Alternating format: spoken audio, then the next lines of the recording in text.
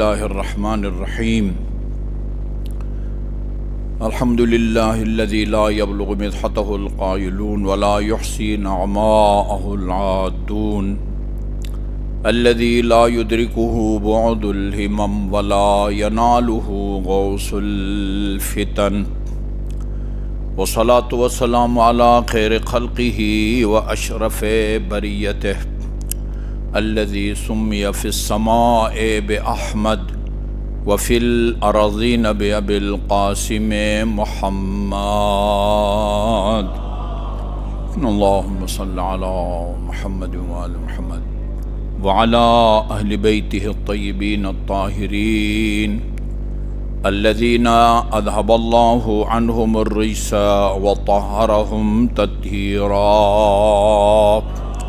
اللهم صل على محمد وآل محمد واللعن الأبدي على أعدائهم أجمعين أما بعد فقال الله الحكيم بسم الله الرحمن الرحيم وما أرسلناك إلا رحمة للعالمين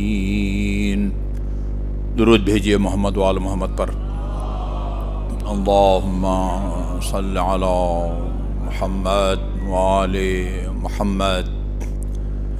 میں ایک دفعہ پھر وہ حدیث شریف رسول اسلام کا فرمان جو آپ نے معراج کے سفر سے واپسی پر مسلمانوں کو سنائی تھی، طولانی روایت تو عرض نہیں کروں گا، لیکن اس روایت کا خلاصہ یا اس کی روح وہ یہ ہے کہ جو آسمان کے فرشتے، یہ عجیب روایت ہے، دنیا بھر میں برسنے والی بارش کے قطروں کو گنتے ہیں، چاہے وہ بارش دن کو ہو یا رات کو ہو، خشکی کے اوپر ہو یا سمندر کے اوپر ہو، اس کے قطرات کو گننے کے لیے اللہ تعالیٰ نے فرشتے کو مقرر فرمایا ہے۔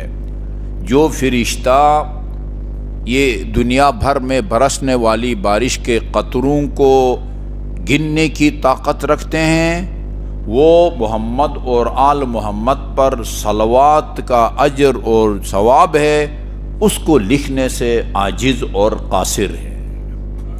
بآواز بلند درود بھیجے محمد وآل محمد۔ اللہم صل علی محمد وآل محمد۔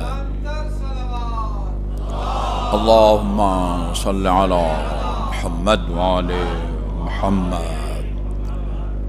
ایک مرتبہ پھر بآواز بلند درود ہم بھیجیں گے اور اس کا اجر اور ثواب اس مومن یا مومنین کے مرحومین مرحومات کو ہدیہ کریں گے جنہوں نے آج کی اس عید سعید کے انعقاد میں ہمارے ساتھ تعاون فرمایا ہے۔ بآواز بلند صلوات بھیجیے۔ اللہم صل علی محمد وآل محمد۔ میں روایتی انداز سے ہٹ کے امام علی النقی علیہ الصلاۃ والسلام کی ایک روایت آپ کی خدمت میں پیش کرنے کی سعادت حاصل کر رہا ہوں، جس میں آپ نے ان حضرت کے بعثت کے مراحل کو بیان فرمایا ہے کہ کس طرح اللہ تعالیٰ نے اپنے حبیب کو آخری نبی بنانے کی تیاری کی اور کن کن مراحل سے گزار کے آپ کو خاتم الانبیاء بنایا۔ ویسے ہماری روایات میں ہے آدم سے لے کر وہ عالم ارواح میں آدم علیہ السلام سے لے کر حضرت عیسیٰ اور موسیٰ تک تمام نبیوں کے مربی ہمارے آخری نبی ہیں، انبیاء کرام کے مربی ہیں۔ یہ روایت میں آپ کی خدمت میں عرض کرنے لگا ہوں امام میں 10ویں امام کی۔ فعن الامام علی بن محمد الحادی، امام علی النقی فرماتے ہیں ان رسول اللہ لما ترک التجارت الی الشام، آپ تجارت کرتے تھے اور اس کے لیے تجارت کی غرض سے شام جاتے تھے، شام سے مال لاتے تھے، مکہ یا مدینہ میں فروخت کرتے تھے، اور تجارت جو ہے وہ بہترین اور پسندیدہ پیشہ ہے اللہ تعالیٰ کے نزدیک، بشرطی کہ اس میں حلال حرام کا خیال رکھا جائے، سود وغیرہ سے مثلا بچا جائے۔ وَتَصَدَّقَ بِكُلِّ مَا رَزَقَهُ اللَّهُ تَعَالَى مِن تِلْكَ التِّجَارَةِ، اور آپ نے اس تجارت کے نتیجے میں جتنا کمایا تھا وہ سارا کا سارا ان حضرت نے راہ خدا میں خرچ کر دیا۔ امام موسیٰ کاظم علیہ السلام کی روایت ہے، جو آدمی خدا کے دیے ہوئے مال میں سے حلال طریقے سے، مبعث کا پروگرام ہو رہا ہے، اس میں آپ اپنا حصہ ڈالتے ہیں، حلال طریقہ ہے، یہاں پارا چنار کے مومنین کی امداد کے لیے، غزہ کے مسلمانوں کی امداد کے لیے اپیل کی جاتی ہے، وہ خرچ کرنے کا حلال طریقہ ہے۔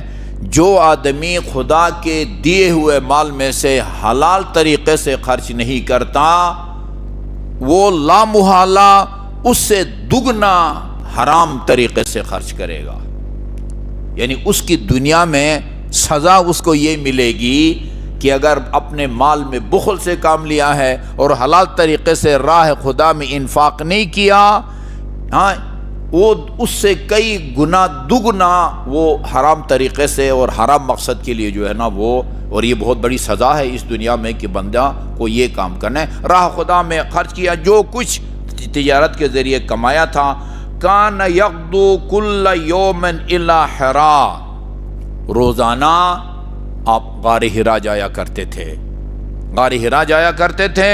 وَيَنْظُرُ مِنْ قُلَّتِهِ قُلَلِهِ إِلَىٰ آثَارِ رحمت اللہ، بڑے توجہ سے سنیے گا امام علیہ السلام کا فرمان، اور اس کی چوٹی کے اوپر بیٹھ کے، آپ میں سے کس نے حج کیا ہے؟ ہاتھ اٹھائیں ذرا۔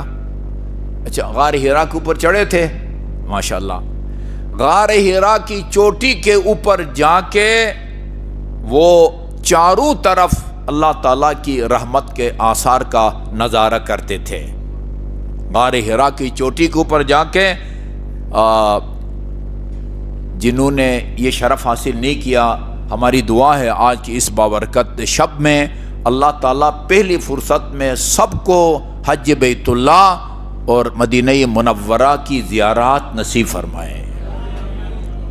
وَإِلَىٰ أَنْوَاعِ عَجَائِبِ رَحْمَتِهِ، اللہ تعالیٰ کے رحمت کے عجیب عجیب کرشموں کا مناظرہ کرتے تھے اور اس کی حکمت کے نظاروں کا مناظرہ کرتے تھے۔ يَنْظُرْ إِلَىٰ أَكْنَافِ السَّمَاءِ، وہ آسمان کے اطراف اور کونوں کو دیکھتے تھے اور زمین کے کونوں کو دیکھتے تھے۔ وَالْبِحَارِ وَالْمَفَازِ وَالْفَيَافِي، سمندروں کا نظارہ کرتے تھے، صحراؤں کا نظارہ کرتے تھے۔ فَيَعْتَبِرُ بِتِلْكَ الْآثَارِ، ان آثار قدرت سے عبرت حاصل کرتے تھے، سبق حاصل کرتے تھے۔ وَيَتَذَكَّرُ بِتِلْكَ الْآيَاتِ، اور ان آیات کو یاد کرتے تھے۔ وَيَعْبُدُ اللَّهَ حَقَّ عِبَادَتِهِ، اور غار حرا میں بیٹھ کے اس طرح اللہ کی عبادت کرتے تھے جس طرح اللہ کی عبادت کا حق ہوتا ہے۔ فَلَمَّا اسْتَكْمَلَ 40 سَنَةً، جب آپ کے عمر یعنی 40 سال کے ہوئے، جب آپ کی عمر 40 سال مکمل ہوئی، وَنَظَرَ اللَّهُ إِلَىٰ قَلْبِهِ، اور یہ 40 سال کی مسلسل عبادت کے بعد اللہ تعالیٰ نے جب آپ کے قلب مبارک میں دیکھا، اب وہ اس طرح کوئی ECG کے ذریعے یا انجیوگرافی کے ذریعے تو اللہ تعالیٰ نہیں دیکھتا، مطلب یہ ہے کہ جب اللہ تعالیٰ ان حضرت کے قلبی کیفیات، ایمان کی منزلیں، یقین کی منزلوں سے اللہ تعالیٰ جب آگاہ ہوا، جی لفظی ترجمہ تو یہ ہے، جب اللہ تعالیٰ نے ان حضرت کے قلب پاک کو دیکھا کہ افضل القلوب، کائنات میں موجود تمام انسانوں کے دلوں سے ان حضرت کا دل افضل ہے، جی وَأَجَلُّهَا وَأَطْوَعُهَا، سب سے زیادہ جلیل القدر ہے، سب سے زیادہ اللہ تعالیٰ کا اطاعت گزار اور تابع فرمان ہے۔ وَأَخْشَعُهَا، اور پوری اس وقت کی دنیا کے لوگوں میں سب سے زیادہ ان حضرت کا دل اللہ تعالیٰ کے لیے جو ہے نا وہ خاشع ہے۔ اور خضوع بھی اس میں زیادہ ہے. اذن الابواب السماء، وہ ہمارے اہل سنت برادران نے بھی وہ سورہ جو ہے نا وہ علق اقرأ بسمک، جہاں وہ پہلی وحی جو نازل ہوئی ہے اس کی شان نزول میں جو توہین آمیز باتیں کی ہیں، وہ جبرائیل امین آیا غار حرا میں، کہا اقرا، پڑھ. تو ان حضرت نے فرمایا میں تو پڑھا لکھا نہیں ہوں. پھر فرمایا اقرا، پھر بھی فرمایا میں پڑھا لکھا نہیں ہوں. پھر آپ کو دبوچا، دبایا. یا خدا را رسول خدا کی توہین مت کرو. ٹھیک ہے جی. وحی کا مطلب یہ نہیں ہوتا کہ اللہ تعالیٰ ایک کاغذ پر الف بے تے کی صورت میں کوئی تحریر جو ہے نا وہ جبرائیل کو دے اور ان حضرت سے کہے کہ اس کو پڑھ، اور آپ کہیں کہ میں ان پڑھ ہوں، میں سکول نہیں گیا ہوں، میں کیا پڑھوں. او میرے بھائی، وہی کسی کاغذ پر نازل نہیں ہوتی، ان حضرت کے قلب پاک پر نازل ہوتی ہے. دل میں نازل ہونے کے بعد پھر جبرائیل کو وہ یہ کہنے کی ضرورت نہیں ہوتی کہ یہ تحریر پڑھا لکھا ہے، کسی استاد سے استفادہ کیا ہو تو پڑھ سکے، اور اگر کسی مدرسے میں مکتب میں نہ گیا ہو وہ نہ پڑھ سکے. شیخ محسن علی رحمۃ اللہ علیہ نے علم نشرح صدرک کی تفسیر میں لکھا ہے، کائنات کی حقیقتوں کو اس طرح درک کرتے تھے اور سمجھتے تھے جس طرح آپ اور میں اپنے آپ کو سمجھتے ہیں. آپ انہیں اپنے وجود کا پتہ ہے نا کہ میں ہوں، اس طرح وہ کائنات کی حقیقتوں کا علم رکھتے تھے حضور. جب ان حضرت نے دیکھا تو جب دیکھا کہ سب سے افضل، سب سے متواضع، سب سے خاشع آپ کا قلب پاک ہے، اذن لابواب السماء، اللہ تعالیٰ نے آسمان کے تمام دروازوں کو حکم دیا یا اجازت دی، ففتحت، آسمان کے تمام دروازے کھل گئے. وَمُحَمَّدٌ يَنظُرُ إِلَيْهَا، اور آن حضرت ان کی طرف جو ہے نا وہ دیکھ رہے تھے، نظارہ کر رہے تھے. وَأُذِنَ لِلْمَلَائِكَةِ، اللہ تعالیٰ نے تمام فرشتوں کو اجازت دی. فَنَزَلُوا، سارے کے سارے فرشتے نازل ہوئے. وَمُحَمَّدٌ يَنظُرُ إِلَيْهِمْ، اور آن حضرت ان فرشتوں کی طرف دیکھ رہے تھے. وَأَمَرَ بِالرَّحْمَةِ، اللہ تعالیٰ نے اپنی رحمت کو حکم دیا. فَأُنزِلَتْ عَلَيْهِ، اللہ تعالیٰ کی رحمت ان حضرت پر نازل ہوئی. مِن لَدُن ساق العرش، دامن عرش سے اللہ تعالیٰ کی رحمت ان حضرت پر نازل ہوئی. وَأُذِنَ لِلْمَلَائِكَةِ، رحمت نازل ہوئی. کہاں نازل ہوئی؟ اِلَى رَأْسِ مُحَمَّدٍ وَغُرَّتِهِ، ان حضرت کے سر مبارک اور پیشانی مبارک پر اللہ تعالیٰ کی رحمت نازل ہوئی. اچھا جی. وَنَظَرَ إِلَى جِبْرَائِيلَ الروح الامین، ان حضرت نے جبرائیل امین کو دیکھا. المطوق بالنور، گویا نور کا توق جو ہے نا انہوں نے یا ہار اپنے گلے میں پہنا ہوا ہے. اس کو کہتے ہیں طاووس الملائکہ. طاووس مور کو کہتے ہیں نا، مور کو. ابن طاووس کو ابن طاووس اس لیے کہتے ہیں کہ ان کے والد گرامی بہت زیادہ خوبصورت تھے. تو طاووس الملائکہ جبرائیل امین بہت زیادہ حسن اور جمال کی وجہ سے ان کا لقب ہے فرشتوں میں مور. جبرائیل امین کو اس کو بھی دیکھ رہے تھے جو طاووس الملائکہ ہے. حبت الیہ، ان حضرت کی طرف نازل ہوا. وَأَخَذَ بِضَبُعِهِ وَحَدَّهُ، آپ کے دست مبارک یا بازو کو پکڑا، اس کو حرکت دی اور فرمایا یا محمد اقرأ. قال وما اقرأ؟ قال یا محمد اقرأ بسمک الذی خلق خلق الانسان. یہ وہ آیات ہیں جو سب سے پہلے ان حضرت پر بذریعہ وحی نازل ہوئی اور ان کے ذریعے آپ کے مبعوث ہونے کا اعلان کیا گیا. یہ آج وہ دن ہے، آج جو ہے نا یہ کل کا دن ہے. جی ثم اوحا الیہ ما اوحا الیہ ربہ ثم صعدا، پھر جو کچھ بذریعہ وحی جبرائیل کے ذریعے اللہ تعالیٰ نے حضور تک پہنچانا تھا وہ پہنچایا، اس کے بعد صعد الی العلو، پھر جبرائیل امین پرواز کر کے اپنا مرکز روانہ ہوا جہاں سے وہ آیا تھا۔ وَنَزَلَ مُحَمَّدٌ مِّنَ الْجَبَلِ، اور آن حضرت وہ غار حرا کے اس چوٹی سے زمین کی طرف تشریف لے آئے۔ وَقَدْ غَشِيَهُ مِن تَعْظِيمِ جَلَالِ اللَّهِ وَوَرَدَ عَلَيْهِ من کبیر شانہ ما رکبہ الحما والنافذ۔ وہ کہتے ہیں کہ گھبرا گئے رسول خدا، وہ وہاں سے چھلانگ لگا کے خودکشی کرنے والے تھے۔ نہیں، یہ لکھا ہوا ہے اللہ تعالیٰ کی عظمت کے احساس سے، اللہ کی عظمت کے احساس سے آپ کی وہ کیفیت تھی جس طرح وہ کسی بخار والے مریض کی کیفیت ہوتی ہے، اللہ کی عظمت کے احساس سے۔ ائمہ معصوم علیہ السلام روتے تھے، خاتون جنت روتی تھی۔ میں نے علامہ علی نقی رحمۃ اللہ علیہ سے سنا ہے، آپ نے اس دنیا سے وہ رخصت ہونے سے پہلے ایک شیشی دی تھی، فرمایا تھا کہ اس شیشی میں نے ان آنسوؤں کو جمع کیا ہے جو میں خوف خدا سے بہاتی رہی ہوں، جب میں یہاں سے دنیا سے جانے لگوں اس شیشی کو میرے کفن میں لپیٹ کے میرے ساتھ قبر میں دفن کر دو۔ خوف خدا کس بات کا خوف خدا؟ شفیعی روز جزا ہے یہ اللہ کی عظمت کے احساس سے یہ ہستیاں روتی تھی۔ زمین سجدے والی جگہ تر ہو جاتی تھی ان کے اشکوں سے۔ خوف خدا معصوم عن الخطا کو کس بات کا خوف ہوتا ہے؟ اللہ کی عظمت کا احساس۔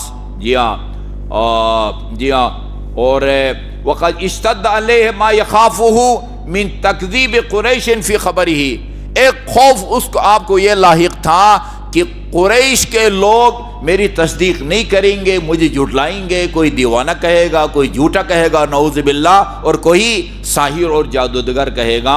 وَنِسْبَتُهُمْ إِيَّاهُ إِلَى الْجُنُونِ، جنون کی نسبت دیں گے، دیوانہ کہیں گے۔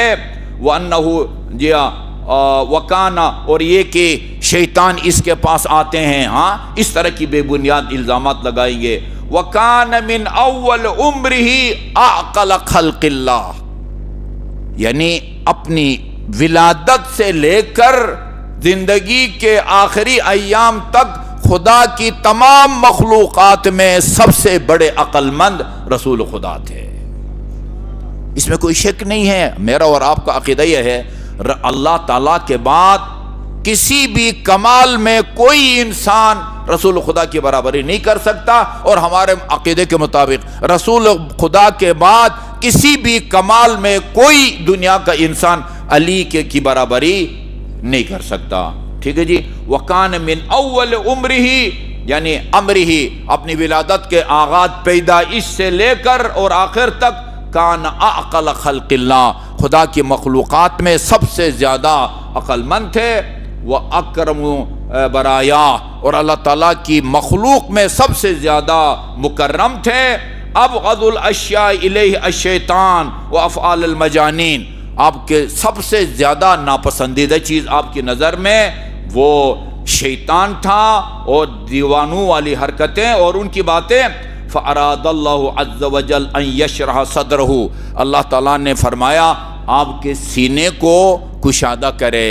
یہ بھی لکھا ہوا ہے ہاں دوسروں کی کتابوں میں کہ وہ چاک کیا گیا، سرجری کی گئی، نہیں، اللہ تعالیٰ نے آپ کے سینہ مبارک کو کشادہ کرنا چاہا۔ وَيُشَجِّعُ قَلْبَهُ، اور آپ کے دل کو مضبوط بنانا چاہا۔ جی ہاں، فَأَنْتَقَ، اس کے لیے کیا کیا اللہ تعالیٰ نے؟ حضور کی دلجوئی کے لیے، حضور کی تقویت کے لیے، حضور کی تائید کے لیے اللہ تعالیٰ نے کیا کیا؟ فَأَنْتَقَ اللَّهُ الْجِبَالِ، اللہ تعالیٰ نے پہاڑوں کو بولنے کی طاقت دی اور بولنے کا حکم دیا۔ پہاڑوں کو بولنے کی طاقت دی اور بولنے کا حکم دیا۔ وَالصُّخُورِ، چٹانوں کو بولنے کی طاقت دی، بولنے کا حکم دیا۔ والمدر، مدر کہتے ہیں ڈھیلے کو، پتھر کو بھی ڈھیلے کو بھی اللہ تعالیٰ نے بولنے کی طاقت دی اور پھر بلوایا، یعنی بولنے کا حکم دیا۔ وَكُلَّمَا وَصَلَ إِلَى شَيْءٍ مِّنْهَا، جب بھی آپ کسی پہاڑ کے قریب سے گزرتے تھے، کسی چٹان کے قریب سے گزرتے تھے، کسی وہ مٹی کے ڈھیر کے قریب سے گزرتے تھے، ان کی آواز آتی تھی السلام علیک یا محمد، محمد ہمارا سلام ہو، یا محمد السلام علیک یا ولی اللہ۔ یہ کون سلام ہے؟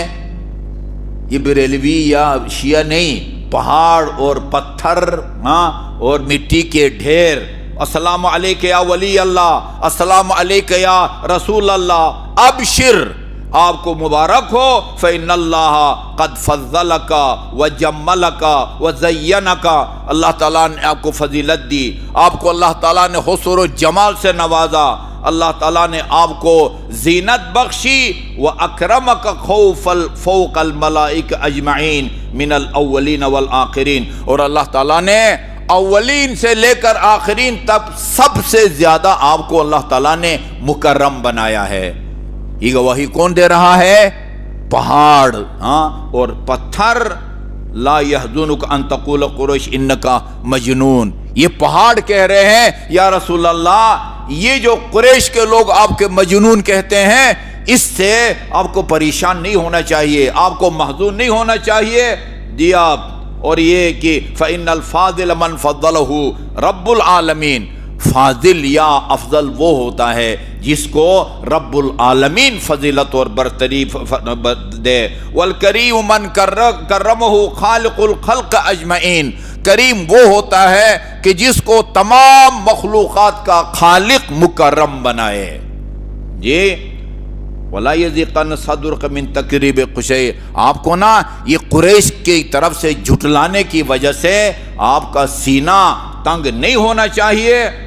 جی آپ، فَسَوْفَ يُبَلِّغُكَ رَبُّكَ أَقْصَى مُنتَهَى الْكَرَامَاتِ، اللہ تعالیٰ آپ کو کرامات اور معجزات کا جو آخری مرحلہ ہے اس پر آپ کو فائز فرمائے گا۔ وَيَرْفَعُكَ إِلَىٰ أَرْفَعِ الدَّرَجَاتِ، بلند ترین درجات پر اللہ تعالیٰ آپ کو فائز فرمائے گا۔ وَسَوْفَ يُنَعِّمُ وَيُفَرِّحُ أَوْلِيَاءَكَ، اس کے بعد دیکھیے اتنا گہرا تعلق ہے رسول اور امیر المومنین میں۔ کل مبعث ہے، یعنی وہ دن ہے جب آن حضرت کو باضابطہ طور پر، ویسے تو فرمایا کنت نبیا وآدم بین الماء والطین، میں اس وقت بھی نبی تھا جب ابھی ہمارے وہ دادا آدم وہ آب و گل میں تھے، باضابطہ انسانوں کے درمیان میں جس دن آن حضرت کی نبوت کا اعلان کیا گیا ہے، اس دن لمبی زیارت ہے امیر المومنین کی۔ کل کے دن امیر المومنین کی بہت لمبی جو ہے نا وہ زیارت ہے۔ اس کے بعد اللہ تعالیٰ نے فرمایا بلند ترین درجات پر آپ کو فائز فرمائے گا۔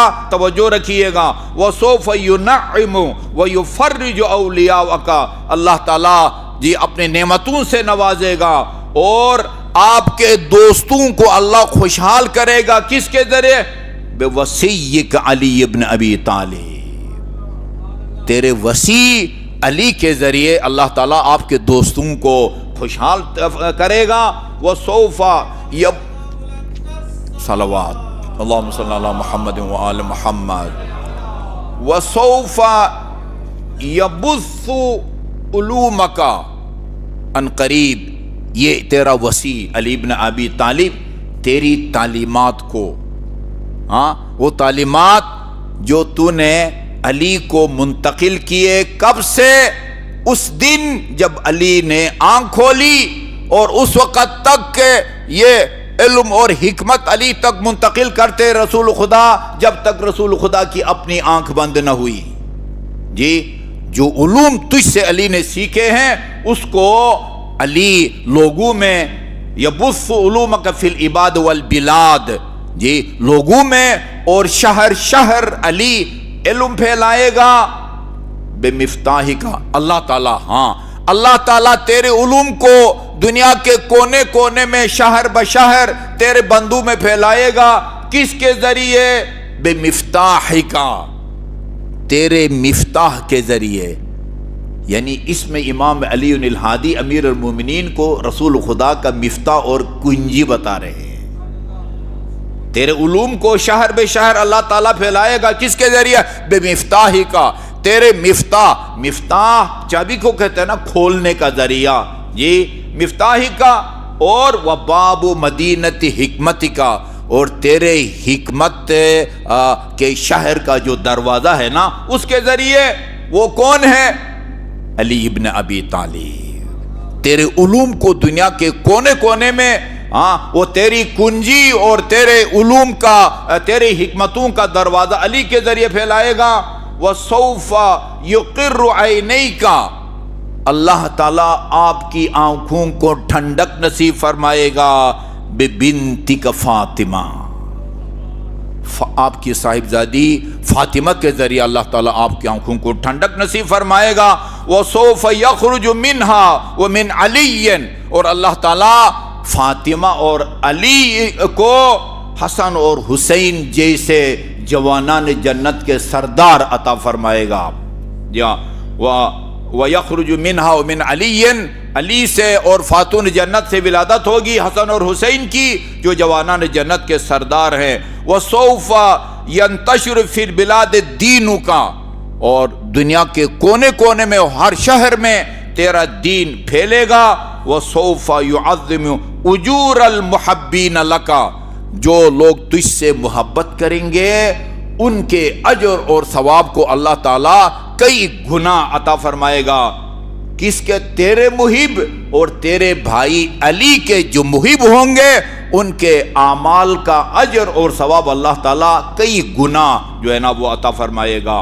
وَسَوْفَ يَضَعُ فِي يَدِكَ لِوَاءَ الْحَمْدِ، اللہ تعالیٰ روز قیامت لواء الحمد وہ تیرے ہاتھ میں تھمائے گا۔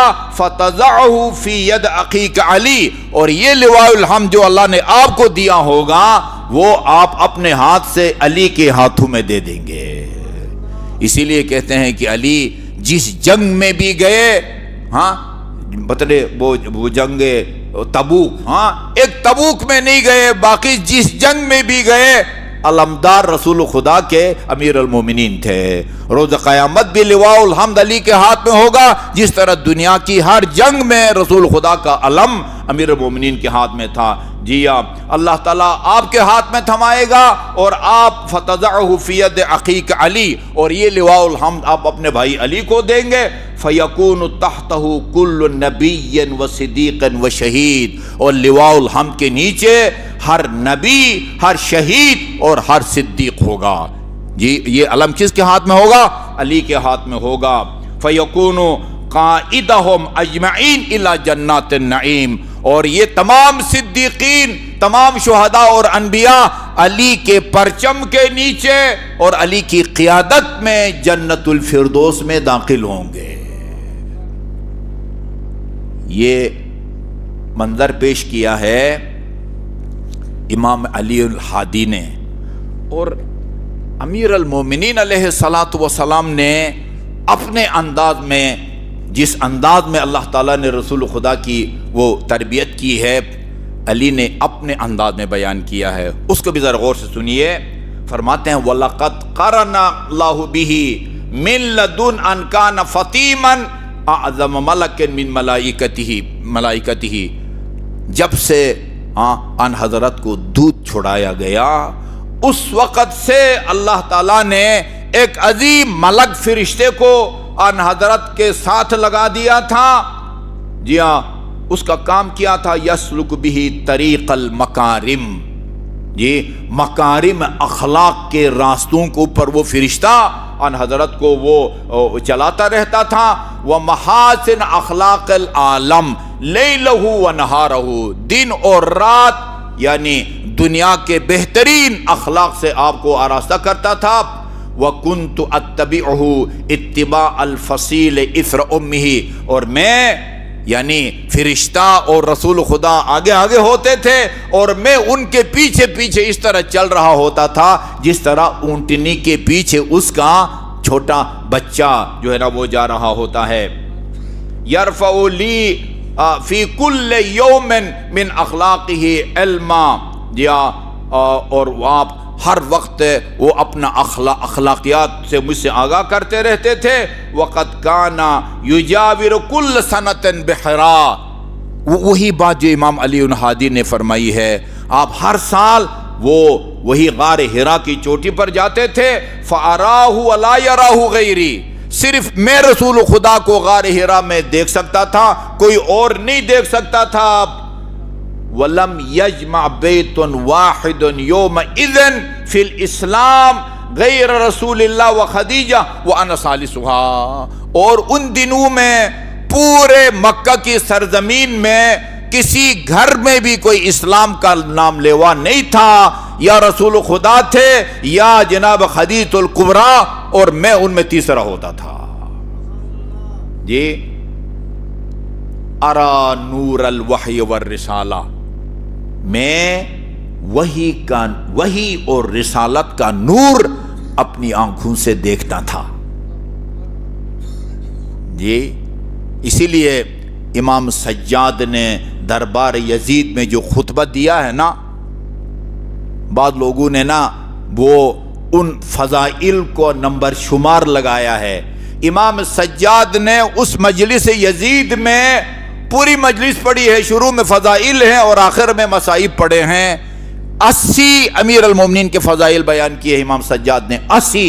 ان میں سے ایک فضیلت جو سب سے اہم ہے میری نظر میں, فرمایا انا ابن من لم یکفر باللہ طرفۃ عین. میں اس علی کا بیٹا ہوں جس نے ایک پلک جھپکنے کے برابر بھی اللہ کا انکار نہیں کیا.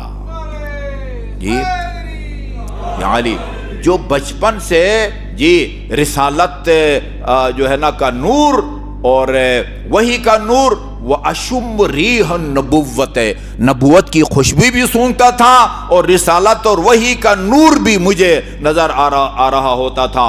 وَلَقَدْ سَمِعْتُ رَنَّةَ الشَّيْطَانِ حِينَ نَزَلَ الْوَحْيُ عَلَيْهِ. اور جب آن حضرت پر پہلی وحی نازل ہوئی اقرا, یہ میں نے شیطان کی چیخ و پکار کی آواز کو سنا. یہ نہج بلاغہ کا خطبہ نمبر 192 ہے.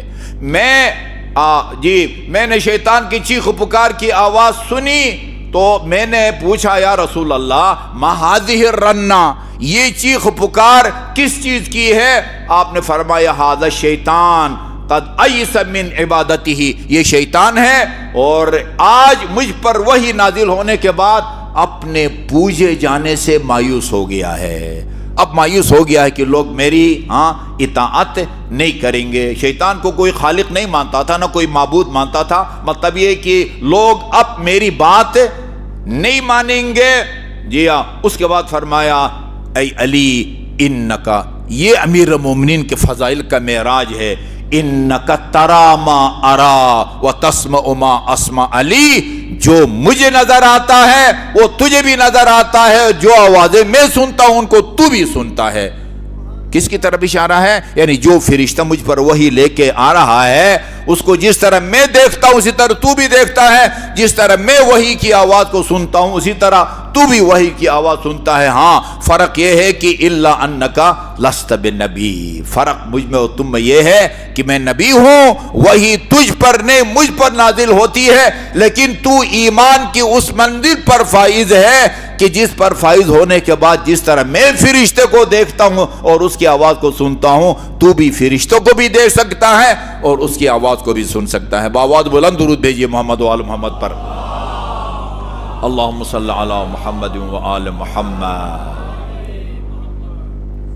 اس کے بعد پھر امیر المومنین وہ نقل کرتے ہیں کہ لوگوں نے کہا اگر آپ اللہ تعالیٰ کے رسول ہیں تو یہ جو درخت ہے اس سے کہیں کہ وہ ایسا نہیں کہ اوپر سے کٹ کے آ جائے, جڑوں سمیت جہاں جہاں تک اس کی جڑیں پھیلی ہوئی ہیں وہاں سے اکھڑ کے آپ کے سامنے آ جائے. آپ نے فرمایا یہ معجزہ بھی میں دکھاؤں گا لیکن ایمان لے آؤ گے تم؟ ہاں اللہ کی وحدانیت اور رسالت کا اقرار کرو گے؟ کہا ہاں. آپ نے فرمایا مجھے یقین ہے کہ تم میں ایمان نہیں لاؤ گے لیکن میں یہ معجزہ تمہیں دکھاتا ہوں. امیر المومنین نہج البلاغہ میں اسی خطبہ نمبر 192 میں فرماتے ہیں، رسول خدا نے فرمایا یا ایتھا الشجرہ، وہ جس طرح پہاڑ اور چوٹیاں اور پتنے وہ مٹی کے ڈھیر آن حضرت کو السلام علیکہ یا ولی اللہ، السلام علیکہ یا رسول اللہ کر کے سلام کرتے تھے، رسول خدا پھر ان کو حکم بھی دیتے تھے، فرمایا ایتھا الشجرہ، اس درخت سے خطاب کر کے کہا کہ اے درخت ان کنتی تؤمنین باللہ والیوم الآخر، درخت سے رسول خدا فرماتے ہیں اس کا مطلب یہ ہے کہ یہ نباتات بھی جو ہے نا وہ اللہ تعالیٰ کی گواہی دیتے ہیں۔ ان کنتی تؤمنین باللہ، درخت سے رسول خدا فرماتے ہیں اگر تو وہ اللہ پر ایمان رکھتی ہے، والیوم الآخر اور قیامت پر ایمان رکھتا ہے درخت، وَتَعْلَمِينَ أَنِّي رَسُولَ اللَّهِ، اور تجھے یقین ہے کہ میں اللہ تعالیٰ کا رسول ہوں، فَانْقَلِعِي بِعُرُوقِكِ، پھر اپنی جڑیں سمیت اکھڑ کے آ اور میرے سامنے کھڑا ہو جا۔ اگر تو اللہ اور روز آخرت پر ایمان رکھتا ہے، درخت سے فرما رہے میری رسالت پر تجھے اگر ایمان ہے تو فَانْقَلِعِي بِعُرُوقِكَ، وہ جڑوں سمیت اکھڑ کے آ جا، حَتَّى تَقِفِي بَيْنَ يَدَيَّ بِإِذْنِ اللَّهِ، اللہ کے اذن سے میرے سامنے آ کے کھڑے ہو جا اور سلامی دے۔ جی اچھا، امیر المومنین فرماتے ہیں فَوَالَّذِي بَعَثَهُ بِالْحَقِّ، مجھے قسم ہے اس خدا کی جس نے رسول خدا کو برحق نبی بنا کے بھیجا ہے کہ لَنْقَلَعَتْ، وہ درخت جو ہے نا وہ اکھڑ گیا، بعروقها، جڑوں سمیت، وَلَهَا دَوِيٌّ شَدِيد، وہ شب عاشور کے بارے میں ہیں، وہ ایک رات کی مہلت مانگی تھی امام حسین نے اللہ تعالیٰ کی عبادت کے لیے، اہل بیت اطہار، خواتین، بچے اس طرح اللہ تعالیٰ کا ذکر کرتے تھے، لہم دوی کندوی النحل، جس طرح شہد کی مکھی کے چھتے سے وہ بنانے کی آواز آتی ہے اس طرح کی آواز آ رہی تھی۔ یہاں بھی کہتے ہیں کہ یہ درخت بھی جو ہے اس سے بھی اس طرح کی آوازیں جو ہے نا وہ آ رہی تھی، جی اور پھر وَقَصَفَ أَجْنَحَةَ الطَّيْرِ، جی اور اس طرح وہ پھڑپڑانے لگا جس طرح ایک پرندہ جو ہے نا اپنے پروں کو پھڑپڑاتا ہے، حتیٰ وقفت بین یدی رسول اللہ، اور رسول خدا کے سامنے آ کے درخت کھڑا ہو جاتا ہے، مرفرفتاً، وہی پر پھڑپڑاتے ہوئے، جی ہاں، وَأَلْقَتْ بِبَعْضِهَا الْأَعْلَى عَلَى رسول اللہ وَبَعْضُ أَغْصَانِهَا، اس کی کچھ ٹہنیاں وہ رسول خدا کے اوپر تھی اور کچھ ٹہنیاں وہ میرے جو ہے نا وہ میرے کاندھے پر تھی۔ اس کے بعد انہوں نے کہا، یہ جملہ بھی آگے ہے کہ اتنا یہ درخت اگر آپ کا تابع فرمان ہے تو اس سے کہیں کہ آدھا اسی طرح کھڑا رہے اور آدھا جا کے جڑوں سمیت اسی طرح جو ہے نا وہ گڑ جائے جس طرح وہ کھڑا تھا۔ ہاں، اس پر بھی عمل ہوا۔ اس کے باوجود کچھ لوگوں نے کہا کہ ہاں یہ بھی جو ہے نا وہ جادو ہے۔ ایک مرتبہ درود بھیجے نا محمد و آل محمد پر، اللہم صل علی محمد و آل محمد۔ آن حضرت کی کامیابی اور اسلام کے پھیلنے کی مین اور بنیادی دو بنیادی وجہ ہیں، ایک اسلام کی حقانیت، اس کے احکام کا انسان کی عقل اور فطرت کے مطابق ہونا، اس کا استحکام، اور دوسرا آن حضرت کا اخلاق کریمہ، آن حضرت کے اخلاق اور اسلام کے استحکام اور اس کے احکام کا عین فطرت اور عقل کے مطابق ہونا، یہ وہ چیز ہے کہ جس نے اسلام کو چار چاند لگائے ہیں۔ تاریخ میں ہے ایک شخص جس کا نام زید بن اسعد ہے، وہ مکہ آیا اور اپنا پرانا اس کا ساتھی تھا عتبہ بن فلان، عتبہ کے نام سے۔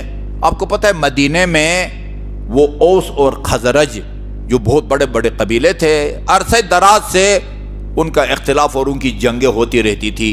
یہ عتبہ، یہ زید بن اسعد کا دوست تھا، وہ اپنے مخالف قبیلے کے خلاف مدد مانگنے کے لیے یہ مکہ آیا. عتبہ سے کہا کہ اس طرح ایک قبیلے سے ایک عرصے کے ساتھ ہماری لڑائی ہے, میں جو ہے نا امداد مانگنے آیا ہوں, وہ کچھ لوگ جو ہے نا میری امداد کے لیے آپ بھیجے. اس نے کہا یار ہمیں اس وقت جو ہے نا یہاں مکے میں ہم خود ایک مشکل میں پھنسے ہوئے ہیں, ہم آپ کی مدد نہیں کر سکتے. کہا کہ کیا مشکل ہے؟ کہا ایک بندے نے آ کے جو ہے نا وہ نبوت کا دعویٰ کیا ہے اور کہتے ہیں میں اللہ تعالیٰ کا رسول ہوں, اور یہ سب جو ہے نا وہ بتوں کو توڑنے کا حکم دے رہا ہے, ہم تو جو ہے نا وہ اس میں وہ پھنسے ہوئے ہیں. تو اس نے پوچھا زید بن اسعد نے کہ اس کا دعویٰ کیا ہے؟ کہا اس کا وہ کس خاندان سے تعلق رکھتا ہے؟ کہا کہ وہ بڑا عرب کا شریف خاندان ہے, بنی ہاشم, اس کا تعلق ہے. وہ کہتا کیا ہے؟ کچھ باتیں اس کی بتائیں.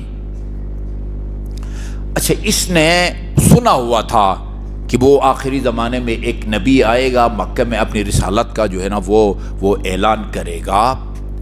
تو اس نے کہا کہ وہ کہاں بیٹھتا ہے, میں اس سے مل سکتا ہوں؟ کہا کہ وہ مسجد الحرام میں ہجر اسماعیل ہے, وہاں بیٹھتا ہے اور کچھ لوگوں میں جو ہے نا وہ تبلیغ کرتا ہے, تو میں تو مشورہ دوں گا اس کے پاس نہ جائیں, ورنہ جو ہے نا اس کا بیان بڑا مسحور کن ہے اور آپ گمراہ ہو جائیں گے. جو اس کی باتوں کو سنتا ہے, ٹھیک ہے, وہ دل دادا ہو جاتا ہے اور اپنا عقیدہ جو ہے وہ چھوڑنے پر وہ مجبور ہو جاتا ہے. کہا کہ دیکھیں میں مدینہ سے آیا ہوں اور مکہ جا کے لوگوں سے کہوں کہ میں نے وہ خانہ کعبے کا طواف تک نہیں کیا تو لوگ کیا کہیں گے؟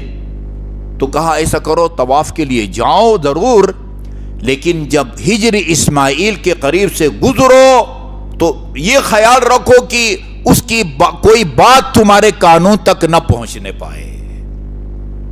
خانہ کعبہ کا طواف کرو, لیکن یہ خیال رکھو کہ اس کی کوئی بات جو ہے تمہارے کانوں تک نہ پہنچنے پائے. اس نے کہا کہ اب اس کے لیے کیا کرنا چاہیے؟ روئی لی اور دونوں کانوں میں جو ہے نا اس نے وہ روئی رکھ دی. پہلا چکر لگایا اس نے نا وہ روئی رکھ کے, دوسرا چکر لگا کے اپنے آپ سے کہتا یار دنیا میں سب سے احمق آدمی جو ہے نا وہ تو ہے. یہ کوئی طریقہ ہے؟ خدا نے تو یہ عقل دی ہے, اتنا کوئی زبردستی تو اپنے عقائد تجھ پر نہیں ٹھونسے گا. یہ گیا اور جا کے کہا انعم صباحا. یہ زمانہ جاہلیت کا سلام کا طریقہ تھا, صبح خیر, جس طرح آپ کہتے ہیں نا گڈ مارننگ. آپ نے فرمایا نہیں, ہمارے اللہ تعالیٰ نے سلام کا وہ طریقہ بتایا ہے جو جنتیوں کا طریقہ ہے, السلام علیکم کہا کرو. پھر پوچھا کہ آپ کا پیغام کیا ہے؟ یہ پیغام سننے کے قابل ہے. یہ سورہ انعام کی آیت نمبر 151 ہے. 10 بنیادی دستور ہیں اس کے اندر نا, 10 بنیادی دستور. آپ نے اور کچھ بھی نہیں کہا, ان آیات کی تلاوت کی جس میں اللہ تعالیٰ نے بتایا ہے آن حضرت کو کہ آپ نے لوگوں کو کس چیز کی طرف دعوت دینا ہے, کن کاموں سے روکنا ہے اور کن کاموں کا حکم دینا ہے. سورہ انعام آیت نمبر 151, 91 نہیں 51. قل, میرے حبیب یہ لوگوں کے سامنے ان سے جا کے کہیں تعالو اتلو ما حرم ربکم علیکم, میرے قریب آؤ, میں تمہیں بتاؤں کہ اللہ تعالیٰ نے کن کن چیزوں پر پابندی لگائی ہے, کن کن چیزوں کو تمہارے اوپر حرام قرار دیا ہے, وہ تمہارے سامنے بیان کرنا چاہتا ہوں. نمبر 1, اللہ تشرکو بہ شیئا, کسی کو خدا کا شریک نہ ٹھہراؤ, نہ عبادت میں, نہ رازقیت میں, نہ خالقیت میں, نہ تدبیر کائنات میں. یہ کائنات کو بنائے ہوئی اللہ تعالیٰ نے ہے اور اس کو چلا بھی وہی رہا ہے. سورج جو ہے وہ ایک مقرر وقت میں نکلتا ہے, مقررہ وقت میں ڈوبتا ہے, ہاں یہ اللہ تعالیٰ کے حکم سے ہے، بارش اللہ تعالیٰ کے حکم سے ہے، سبزہ اللہ تعالیٰ کے حکم سے، بچوں کو کسی کو مذکر کسی کو مؤنث بنانا، یہ سب جو ہے نا وہ اللہ تعالیٰ کا ہے۔ وبالوالدین، یہ پہلا نمبر ہے۔ عجیب بات ہے میرے بزرگوں اور عزیزوں، میں یہ سال ثواب کی مجالس میں بھی کہتا ہوں، خدا نے قرآن میں جہاں اپنی عبادت کا حکم دیا ہے، ساتھ والدین کے ساتھ نیکی کا حکم دیا ہے۔ وَقَضَىٰ رَبُّكَ أَن لَّا تَعْبُدُوا إِلَّا إِيَّاهُ، اللہ کا حکم ہے اس کے علاوہ کسی کی عبادت نہ کرو۔ سورہ لقمان کی آیت نمبر 14 میں فرمایا ہے اپنا رب کا شکر کرو اور اپنے والدین کا شکر کرو۔ عجیب ہے، عجیب، یعنی صرف اللہ کی عبادت کرو۔ لا الہ الا اللہ کا مطلب یہی ہوتا ہے، لا معبود الا اللہ، جی اللہ کے سوا کوئی معبود نہیں ہے، عبادت کا اہل صرف جو ہے نا وہ اللہ ہے۔ اور وبالوالدین احسانا، دوسرے یہ کہ والدین کے ساتھ احسان کرو۔ امام زین العابدین علیہ الصلوۃ والسلام کی روایت کے مطابق یہاں احسان کا مطلب وہ نہیں ہے جو ہم احسان کا لفظ سن کے یا کہیں پڑھ کے ایک معنی مفہوم ہمارے ذہن میں آتا ہے، کسی نے آپ کا کام کیا، تھانے میں آپ کا کام کیا، عدالت میں کام کیا، ہسپتال میں کام کیا، آپ کو قرض دیا، یہ سب احسان ہے۔ امام زین العابدین فرماتے والدین سے احسان کا مطلب یہ ہوتا ہے کہ تم ان کا خیال رکھو، تم ان کی صحت کا خیال رکھو، ان کی عمر کا خیال رکھو، موسم کا خیال رکھو، جس چیز کی ان کو ضرورت ہو خود فراہم کرو، ان کو اتنی بھی تکلیف نہ دو کہ اپنی ضرورت کی چیز تم سے مانگنا پڑے۔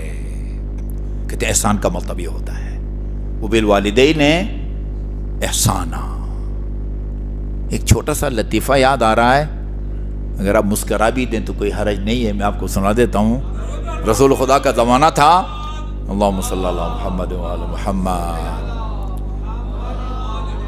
وہ ایک شخص آیا حضرت کی خدمت میں، کہا کہ میری ایک بوڑھی والدہ ہے، آقا محسن قراتی کا نام آپ لوگوں نے سنا ہوا، انہوں نے جو تفسیر لکھی ہے اس کا اردو میں ترجمہ بھی ہوا ہے، اور ایران میں تعلیم بالغان کا سلسلہ ہے، اس کو نہضت سواد آموزی کہتے ہیں۔ تعلیم بالغان، پورے ایران میں تعلیم بالغان کا انچارج بنایا ہے امام خمینی رحمۃ اللہ علیہ نغائے محسن قراتی نے۔ میں ان کی ایک تقریر سن رہا تھا، کہا کہ وہ ایک شخص رسول خدا کی خدمت میں آیا اور عرض کیا یا رسول اللہ، میری ایک بوڑھی والدہ ہے، بقول ان کے 90 سال کے قریب اس کی عمر ہے، وہ چلنے پھرنے سے قاصر ہے، میں نے کئی اس کو حج کروائے ہیں، اپنی پشت پر سوار کر کے اس کو مکہ معظمہ لے گیا ہوں، ظاہر جو چل نہیں سکتی، طواف بھی اپنے پشت پر جو ہے نا وہ اٹھا کے کیا ہے، باقی اعمال بھی بتائیں والدہ کا میرے ذمے جو واجب الادا حق تھا وہ میں نے ادا کر دیا ہے؟ فرمایا نہیں۔ کہا کہ میری نظر میں تو سب سے اچھا عمل یہ تھا، پھر کیا کروں؟ فرمایا اس کی شادی کرو۔ بقول ان کے کہا یہ تو چل بھی نہیں سکتی یا رسول اللہ، اس عمر میں کیا شادی کرنی ہے؟ وہ فرما رہے تھے کہ اس نے نا اپنے بیٹے کے سر پر مارا اور کہا خاموش ہو جا، تو بہتر سمجھتا ہے یا رسول خدا بہتر سمجھتے ہیں؟ وبالوالدین احسانا، دو باتیں ہو گئی۔ تیسری بات ولا تقتلوا اولادکم من املاق، میں نے عرض کیا اسلام کے تمام احکام عین عقل اور فطرت کے مطابق ہے، ٹھیک ہے جی؟ اپنی اولاد کو تنگ دستی، غربت اور ناداری کے خوف سے قتل مت کرو۔ پرانے زمانے میں ایسا ہوتا تھا، مار دیتے تھے، کہاں سے کیسے ان کو پالیں گے؟ ایک مطلب پیدا ہونے کے بعد، بڑے ہونے کے بعد ان کو گولی مار کے بندہ مار دیتا ہے۔ دوسرا قتل کا طریقہ یہ ہے کہ حمل کو ضائع کر دیا جاتا ہے، وہ حمل ٹیسٹ جب پازیٹیو آئے، وہ چاہے نطفہ کے صورت میں ہو، علقہ کی شکل میں ہو، مضغہ کی شکل میں ہو، ہڈیاں بن گئی ہوں، اس کے اوپر گوشت کا لباس چڑھایا گیا ہو، یا اس میں جان آ گئی ہو، کسی بھی مرحلے میں حمل کو ضائع کرنا انسانی قتل کے زمرے میں آتا ہے۔ یہ مسئلہ میں پہلے بتا چکا ہوں، اگر ابھی اس میں روح داخل نہیں ہوئی، ابھی جان اس میں نہیں آئی، اور خاتون کی جان کو خطرہ ہے یا اس کو ناقابل برداشت تکلیف ہوتی ہے، ایسی صورت میں ضائع کرنے کی اجازت دی گئی ہے۔ لیکن اگر روح داخل ہو گئی ہے تو اس میں اور ایک میں اور آپ میں کوئی فرق نہیں ہے۔ خاتون کی جان کو بھی خطرہ ہو، بعض کہتے ہیں بھئی فلان میں یہ بیماری ہے، سر معمول سے زیادہ بڑا ہے، دل بہت بڑا ہے، اچھا پیدا ہونے کے بعد مر جائے گا، بدشکل ہوگا، منہ ٹیڑھا ہوگا۔ بھئی جیسا بھی ہے اس کو دنیا میں آنے دو، باہر آنے کے بعد خود مرتا ہے تو مر جائے، لیکن آپ کو اس کو ضائع کرنے کا حق نہیں پہنچتا۔ ہاں، املاق کا مطلب ہوتا ہے تنگ دستی۔ قرآن میں ہے لا تقتلوا اولادکم من املاق، یعنی تنگ دستی اور غربت کے خوف سے اپنے اولاد کو قتل مت کرو۔ نحن نرزقکم وإیاہم، کتنا بڑا دو ٹوک الفاظ میں اور پر اعتماد الفاظ میں اللہ تعالیٰ فرماتا ہے بھئی غربت کے خوف سے بچوں کو ضائع مت کرو، ہم تم کو بھی رزق دیں گے اور ان بچوں کو بھی رزق دیں گے۔ نحن نرزقکم وإیاہم، تمہیں بھی ہم رزق دیں گے اور وہ جو بچے پیدا ہوں گے نا ان کو بھی رزق دیں گے۔ وہ فارسی میں کہتے ہیں آن کی دندان دیہت نان دیہت، جو خدا دان دیتا ہے نا وہ چبانے کے لیے نان بھی دیتا ہے۔ اچھا جی، اور کیا حکم ہے وہی اس میں خدا کی طرف سے؟ وَلَا تَقْرَبُوا الْفَوَاحِشَ مَا ظَهَرَ مِنْهَا وَمَا بَطَنَ، فحاشی کے قریب مت جاؤ، یہ فحاشی کے قریب مت جاؤ۔ وہ فحاشی چاہے وہ زنا اور لواط کی شکل میں ہو یا اور مقدمات کی شکل میں ہو، اس کے قریب مت جاؤ۔ وَلَا تَقْتُلُوا النَّفْسَ الَّتِي حَرَّمَ اللَّهُ إِلَّا بِالْحَقِّ، خدا نے جس انسان کی جان کو محترم قرار دیا ہے اس کو ناحق قتل مت کرو۔ ایک مومن اس نے بھی اگر کوئی ایسا کام کیا ہے کہ جس کی سزا موت ہے، اسلام میں اس کو قتل کیا جا سکتا ہے، ناحق قتل کرنا جائز نہیں ہے۔ ایک آدمی نے کسی کے باپ کو قتل کیا ہے، شریعت نے بیٹے کو حق دیا ہے کہ قصاص کے طور پر باپ کے قاتل کو قتل کرے، وہ ناحق قتل نہیں ہے۔ اللہ تعالیٰ نے فرمایا ناحق جو ہے کسی ایسے انسان کی جان نہ لو جس کو اللہ تعالیٰ نے محترم قرار دیا ہے۔ یہ ذالک وصاکم بہ لعلکم تعقلون، یہ خدا کی طرف سے تمہارے لیے وصیتیں ہیں اگر تم جو ہے نا تاکہ تم جو ہے نا وہ عقل سے کام لو۔ اور ولا تقربوا مال الیتیم، یتیم آدمی کے مال کو استعمال میں مت لاؤ۔ الا حتی یبلغ اشدہ، جب تک وہ بڑا نہیں ہو جاتا، اپنے فائدہ نقصان کو سمجھنے کے قابل نہیں رہتا، یتیم کے مال کو ہاتھ لگانے کا حق نہیں پہنچتا۔ الا باللتی ہی احسن، ہاں اگر یتیم کے حق میں اگر اس کو استعمال نہ کریں تو وہ گل جائے گا، سڑ جائے گا، خراب ہو جائے گا، پھر فروخت کرو مثلا، یا اس کے مال میں تجارت کرو۔ اس کے بغیر یتیم کے مال کو آپ ہاتھ نہیں لگا سکتے۔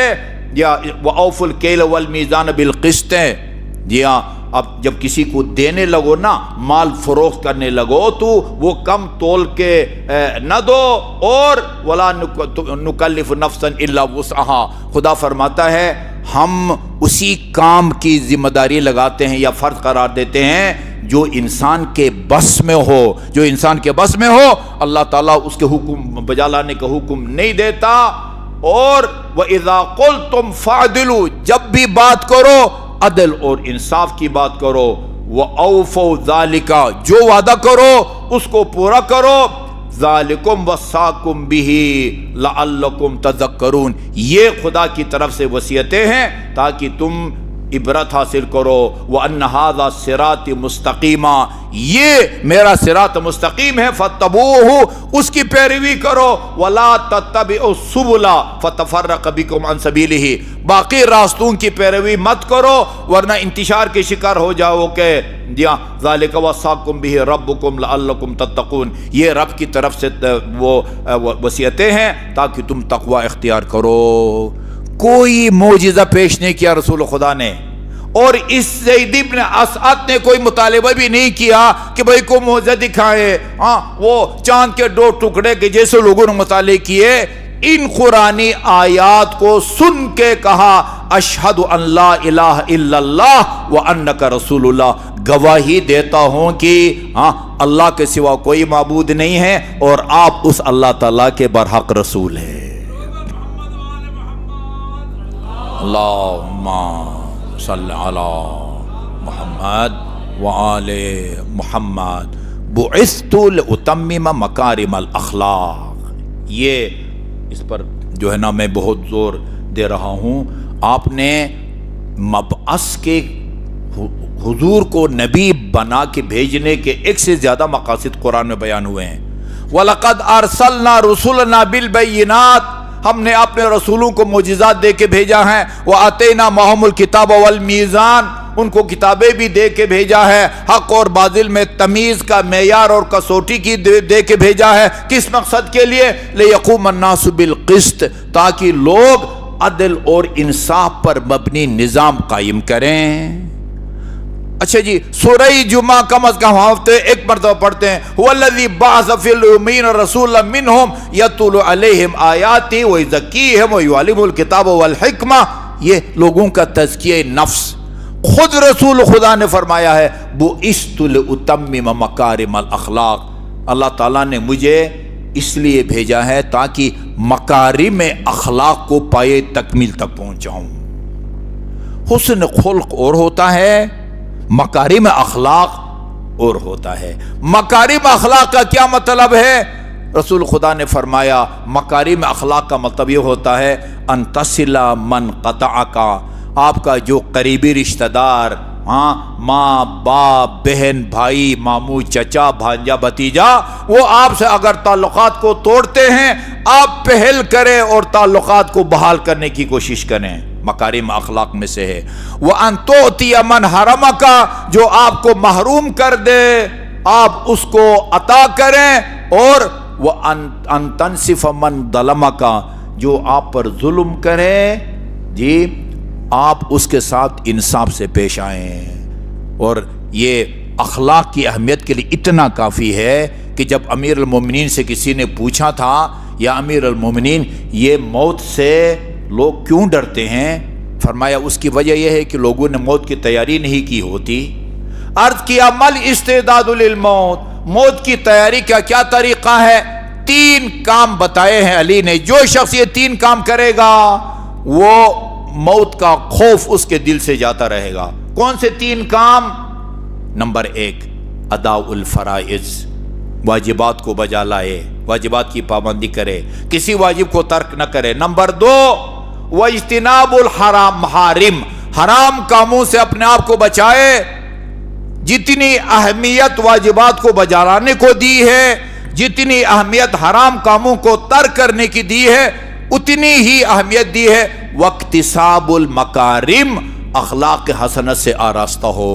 فَإِذَا فَعَلْتَ ذَلِكَ، یہ 3 کام اگر کر لو نا، واجبات کی پابندی کرو، حرام کاموں سے بچو، اخلاق حسنہ سے آراستہ ہو. فَلَا تُبَالِ أَوَقَعْتَ عَلَى الْمَوْتِ أَوْ وَقَعَ الْمَوْتُ عَلَيْكَ، پھر تمہیں پرواہ نہیں ہوگی کہ تم موت کے اوپر جا کے گرتے ہو یا موت تمہارے اوپر جا کے گرتی ہے. جس طرح یہاں فرمایا جس طرح ابو طالب کے فرزند کو پرواہ نہیں ہوتی کہ موت اس کے اوپر آ کے گرتی ہے یا علی موت کے اوپر جا کے گرتا ہے. اللہم صلی علی محمد وآل محمد. اللہم انا نسألک بسمک العظیم الاعز الاجل الاکرم. یا اللہ یا اللہ یا اللہ یا اللہ یا اللہ یا اللہ یا اللہ یا اللہ یا اللہ یا اللہ یا واحد یا احد یا صمد یا من لم یلد ولم یولد ولم یکن له کفوا احد بفاطمۃ و ابیہا و بعلہا و بنیہا و بالسر المستودع فیہا. خدا بحق محمد و آل محمد جو مومنین مومنات پریشان حال ہیں ان کی پریشانیوں کو دور فرما. جو مومنین مومنات مریض ہیں خصوصاً ایک خاتون ہے نرجس فاطمہ، الطاف حیدر رضوی صاحب اور ہمارے برادر ذوالفقار آوان صاحب، جعفر عباس صاحب، محمد ابراہیم صاحب اور جو مومنین مومنات بھی پیچیدہ امراض میں مبتلا ہیں سب کو شفائے کامل اور عاجل عطا فرما. جن مومنین مومنات نے کوئی جائز کاروبار شروع کر رکھا ہے، اور خصوصاً ابو حیدر صاحب، ان کے کاروبار میں برکت نصیب فرما۔ اسرائے امامیہ دنیا میں جہاں کہیں بھی قید و بند کی صورتوں میں انہیں جلد از جلد اور باعزت رہائی نصیب فرما۔ حق محمد و آل محمد، رہبر معظم آیت اللہ سیستانی، سرزمین و ایران و عراق، وہاں کے تمام مطبوعات مقدسہ، خصوصاً حرم جناب زینب کبریٰ کی حفاظت فرما۔ شام کے مومنین کو اپنے حفظ و امان میں رکھ، پارچنار کے مومنین کو اپنے حفظ و امان میں رکھ، ان کی مشکلات کو اپنے قدرت کاملہ سے حل اور آسان فرما۔ وہاں کے شہداء کو شہداء کربلا کے ساتھ محشور فرما، مجروحین کو جلد از جلد شفائے کامل عطا فرما۔